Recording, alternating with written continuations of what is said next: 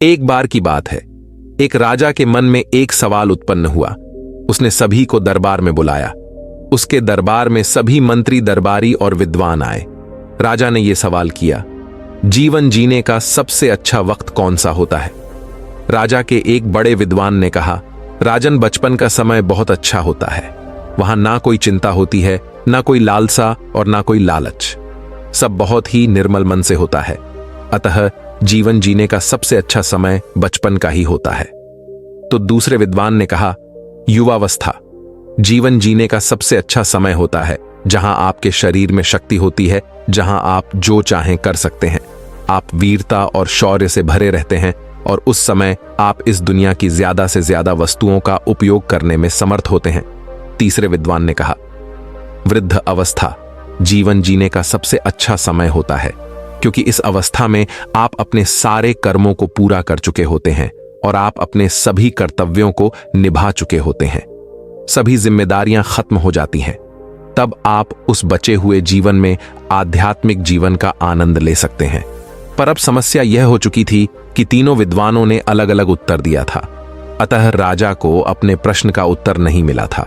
वह अभी भी वहीं था जहां पहले था। उसके मन में अभी भी यही सवाल था, जीवन जीने का सबसे अच्छा वक्त कौन सा होता है? राजा के सलाहकार ने राजा को एक सलाह दी कि इन तीनों विद्वानों के उत्तर की सत्यता के बारे में पता लगाने के लिए अलग अलग उम्र के लोगों से मिलकर उनके जीवन का हाल पूछा जाए और यह स्पष्ट किया जाए कि क्या हुआ। वो सब अपनी उस अवस्था में संतुष्ट है क्या? वह उनके जीवन का सबसे अच्छा समय है। इसके लिए दरबार में कुछ बच्चों को उपस्थित किया गया। बच्चों से पूछा गया, आप अपने जीवन से खुश हैं? बच्चों ने कहा, जीवन तो बड़ों का ही सही होता है। वो जो चाहते हैं उन्हें मिल जाता है। हम तो केवल मांगते रहते हैं, हमें कुछ नहीं मिलता है। लोग हमें दौड़ाते हैं, जैसा वह कहते हैं हमें वैसा करना पड़ता है। इसलिए हम जल्दी से जल्दी बड़ा हो जाना चाहते हैं। बच्चों का उत्तर सुनकर राजा ने कहा, पहले विद्वान का उत्तर सही नहीं था। इसके बाद कुछ युवा जवान लोगों को दरबार में बुलाया गया। उनसे भी यही सवाल किया गया, क्या अपने इस जवानी के जीवन से इस समय आप खुश हैं? युवा होकर खुश है क्या? यही समय उनके जीवन का सबसे बेहतरीन समय है। उन जवान लोगों ने कहा, महाराज, जब हम बच्चे थे तब हम बेफिक्र थे। अब बहुत जिम्मेदारियां हैं, चिंताएं हैं, कष्ट है। भविष्य को लेकर क्या करें, कुछ समझ में नहीं आता।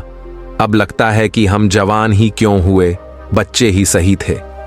उन जवान लोगों का उत्तर सुनकर राजा को दूसरे विद्वान का उत्तर भी सही नहीं लगा। तब दरबार में वृद्ध लोगों को बुलाया गया और उनसे पूछा गया कि आप बताएं, आपके जीवन का सबसे बेहतरीन समय क्या है? जीवन जीने के लिए क्या आप वृद्धावस्था में आकर खुश हैं? वृद्ध लोगों ने कहा, महाराज, वृद्धावस्था का जीवन भी कोई जीवन है? जीवन तो वो था जब हम जवान थे, शरीर में शक्ति थी, जो चाहे कर सकते थे। हर कोई हमें पूछता था, हर काम में सम्मिलित होते थे। सारी बागडोर हमारे हाथ में होती थी और वो अच्छा जीवन था। और अब यह एक जीवन है, हम वृद्ध जीवन जी रहे हैं, जहां शरीर में ना कोई शक्ति बची है। शरीर बीमारियों से भरा पड़ा है। बुढ़ापा खुद में एक बीमारी है जिसमें हजारों बीमारियां हैं। जिन बच्चों को बड़ा होने में हम अपनी पूरी शक्ति लगा देते हैं, आज वही हमारे किनारे पर बैठकर आपस में बात करते हैं कि ये बूढ़ा जब मर जाएगा तो इसकी दौलत कैसे बटेगी और किसके पास क्या हिस्सा आएगा। बहू कहती है कि ये मरता तो है ही नहीं, कब तक हमारी छाती पर बैठा रहेगा, हमें बाकी चीजों से अलग कर दिया। इतना जो कुछ हमने कमाया, जोड़ा, इकट्ठा किया, किसके लिए? ठीक से चीजों का उपयोग भी नहीं किया। हमें लगता था कि आगे इसका उपयोग कर लेंगे और अब लगता है हमने वो समय गवा दिया। उन वृद्ध लोगों की बातें सुनकर राजा ने कहा, ऐसा लगता है कि जीवन में कोई खुश नहीं है, ना ही जीवन जीने का कोई बेहतरीन समय है। यह तीसरे विद्वान का उत्तर भी गलत साबित हो गया है। फिर भी राजा को संतुष्टि नहीं थी। उसने पूरे राज्य में यह घोषणा करवा दी कि जो राजा के प्रश्न का उत्तर देगा उसे मुंह मांगा इनाम दिया जाएगा। उत्तर से संतुष्ट ना होने पर उत्तर देने वाले को 10 कोड़े भी लगाए जाएंगे। कुछ लोगों ने राजा के प्रश्नों का उत्तर देने की कोशिश की, परंतु वह राजा को संतुष्ट नहीं कर पाए और उन्हें 10 कोड़े खाने पड़े। इसके बाद राजा के प्रश्नों के उत्तर देने की किसी की हिम्मत नहीं हुई। 4 महीने निकल गए थे और कोई नहीं आया जो ये कर सके, राजा के प्रश्नों का उत्तर दे सके। पर एक दिन एक बहुत ही बूढ़ा व्यक्ति राजा के दरबार में उपस्थित हुआ।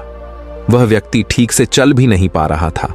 वह लाठी के सहारे से धीरे धीरे चलता हुआ दरबार में पहुंचा और उसने कहा, महाराज, अगर मैं उत्तर ना दे सका या आप मेरे उत्तर से संतुष्ट ना हुए तो आप मुझे 1000 कोड़े मारेंगे, और अगर आप संतुष्ट हो गए और मेरा उत्तर सही रहा तो आपको 100 कोड़े खाने होंगे।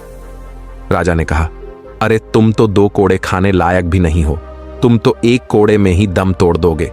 व्यक्ति ने कहा, कोई बात नहीं राजन, लेकिन जब तक 1000 ना हो जाए आप मत रुकना। राजा सोच में पड़ गया। उसके मन में डर उत्पन्न हो गया था कि ये बूढ़ा कहीं मेरे प्रश्न का उत्तर तो नहीं दे देगा, और अगर ऐसा हुआ तो 100 कोड़े खाने पड़ेंगे और ये बहुत ही बेइज्जती वाली बात हो जाएगी। पर राजा मना भी नहीं कर सकता था, तो राजा सहमत हो गया। राजा ने कहा, ठीक है, जैसा तुम चाहो।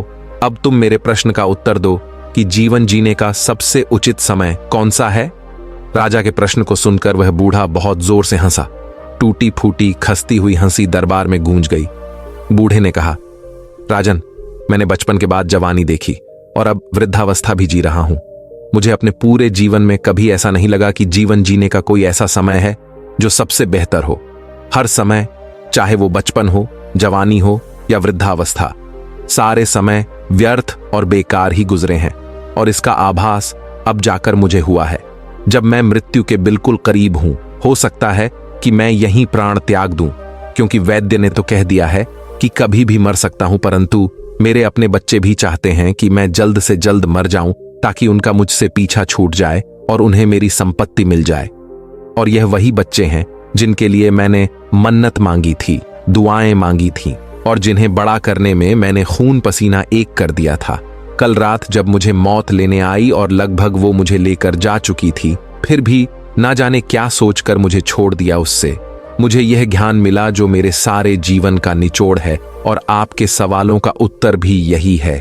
जीवन जीने का सबसे उचित समय, सबसे बेहतर समय आज और अभी है। जिसने इस आज और अभी को गवा दिया, उसने जीवन भी गवा दिया। राजन, कल की ना सोचो, आज काफी है जीवन जीने के लिए। उस बूढ़े की बात सुनकर दरबार में सन्नाटा छा गया। सब राजा की ओर देख रहे थे कि राजा संतुष्ट है या नहीं। बूढ़े का जवाब बिल्कुल उचित था, पर राजा के मन में 100 कोड़ों का भी डर था। राजा ने कहा, आप अनुभव की बात कहते हैं। आपने बिल्कुल उचित कहा।